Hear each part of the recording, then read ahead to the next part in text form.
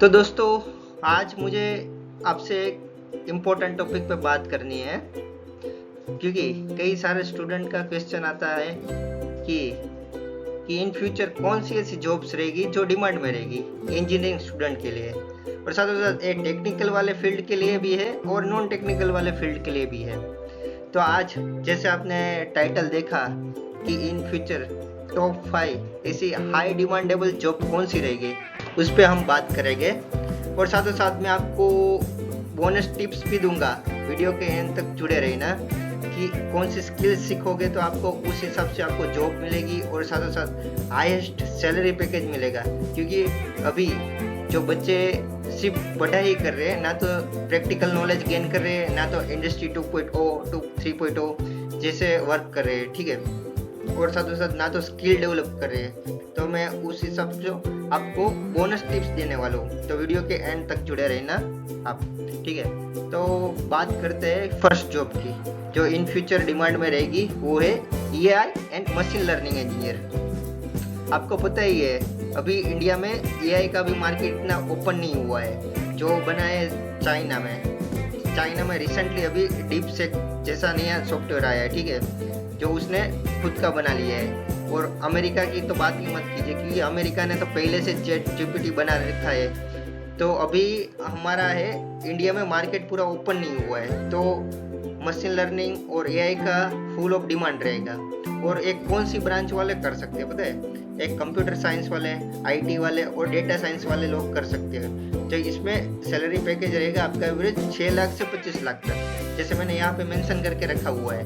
तो आपको अच्छा एआई और मशीन लर्निंग सीखना है तो आप कॉलेज स्टार्ट करते ही इसका कोर्स ले लीजिए, या तो बेस्ट ऑप्शन है आप इंटर्नशिप कीजिए।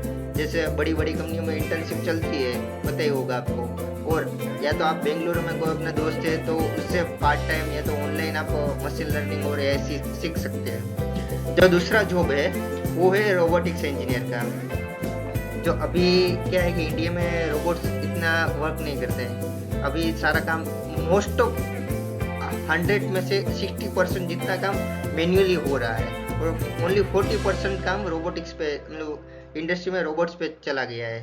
तो मैं आपसे रिक्वेस्ट करना चाहूँगा कि ये जो स्किल सीख ली रोबोटिक्स इंजीनियरिंग वाली, तो आपका इन फ्यूचर इंडस्ट्री में बहुत सारा ग्रोथ होने वाला है। क्योंकि ये फैक्ट्री में, हॉस्पिटल में या तो स्पेस मिशन में, अभी पता होगा चाइना में या यूके यूएसए में क्लीनिंग के लिए भी रोबोट काम करते हैं स्ट्रीट पे।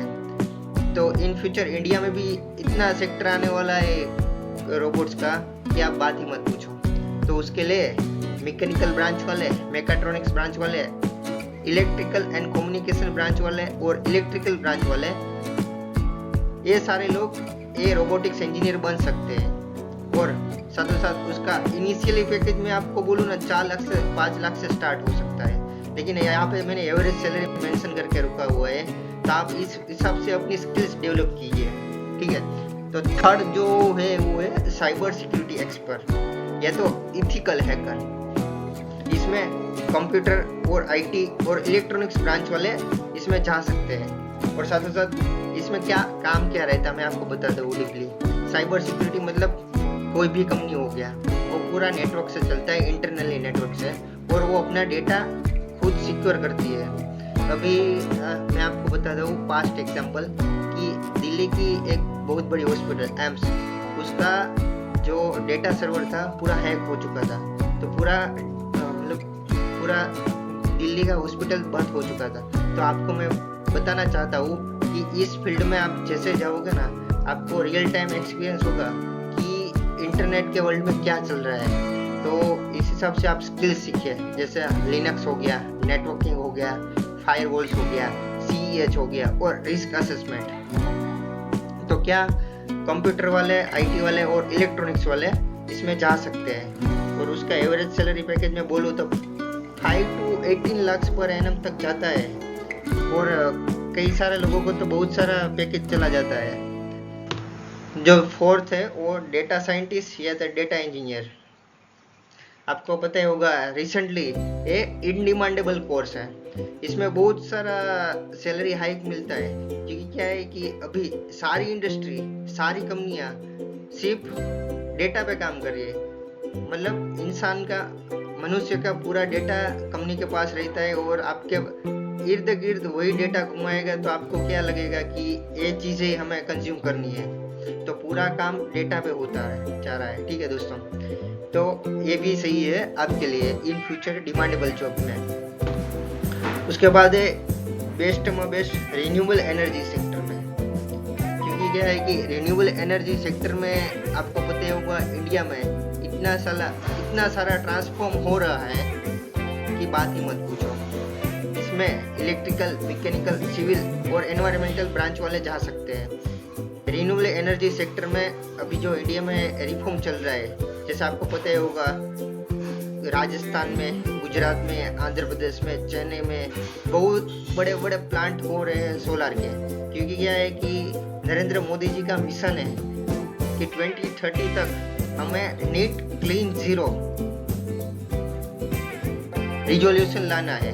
तो क्या है, इन सेक्टर में बहुत सारी वैकेंसी आने वाली है। और साथों साथ आपको पता ही होगा, मैं डेली बेसिस पे रिन्यूएबल सेक्टर की वैकेंसी डालता रहता हूँ अपने यूट्यूब चैनल पे, मेरे व्हाट्सएप ग्रुप में और साथ साथ मेरे लिंक्डइन अकाउंट में भी।